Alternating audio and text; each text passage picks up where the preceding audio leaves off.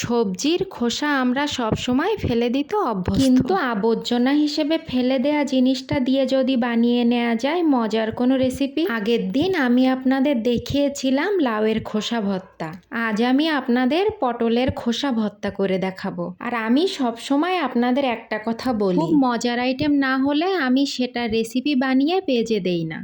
আমি যখন কোনো রান্নার রেসিপি দেই তখন আপনারা বুঝবেন সেটা খেতে অবশ্যই অনেক মজা, এজন্য আমি এই রেসিপিটা বানিয়ে পেজে দিয়েছি।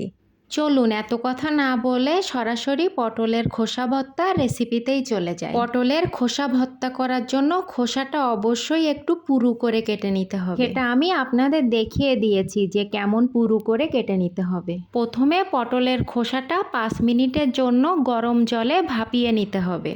আর অবশ্যই ভাপানোর সময় একটু লবণ দিতে হবে।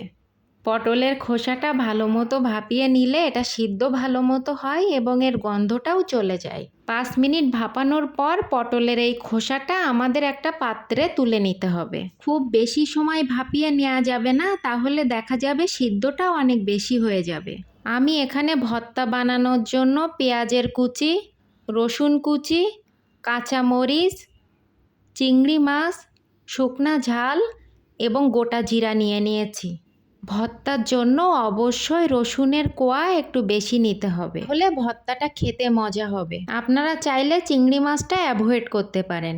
এরপর আমি কড়াইয়ে তেল দিয়ে শুকনা মরিচ এবং জিরা ফোড়ন দিয়ে নিলাম। তারপরে এর ভিতরে আমি কেটে রাখা পেঁয়াজ, রসুন, কাঁচা ঝাল এবং চিংড়ি মাছ দিয়ে একটু ভেজে নিব। অল্প কিছুক্ষণ ভেজে নেওয়ার পরে এর ভিতরে আমি সিদ্ধ করে রাখা পটলের খোসাগুলা দিয়ে দিব। পটলের খোসাগুলা দেওয়ার পরে এর সাথে পরিমাণ মতো হলুদ এবং লবণ দিয়ে দিব।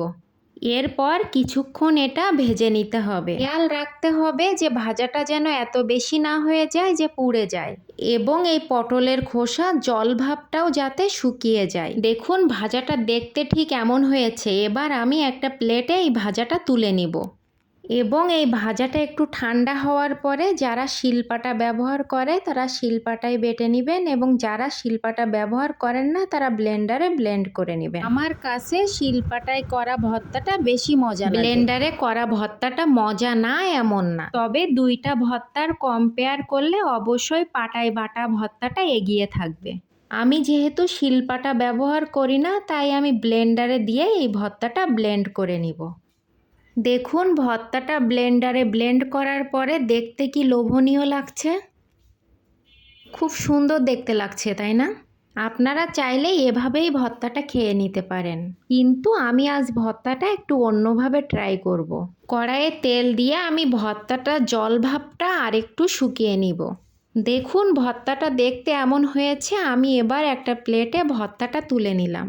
বেটে নেওয়ার পরে কড়াইয়ে তেল দিয়ে ভর্তাটা জলটা একটু শুকিয়ে নিলে ভর্তাটা খেতে আরও বেশি মজা হয়। এই যে দেখুন আমার পটলের খোসা ভর্তা একেবারেই রেডি। অবশ্যই একবার এভাবে বানিয়ে খেয়ে দেখবেন, না হলে জীবনে অনেক কিছু মিস করবেন। আজকের মতো এই পর্যন্ত, আবার দেখা হবে পরবর্তী কোনো ভিডিওতে।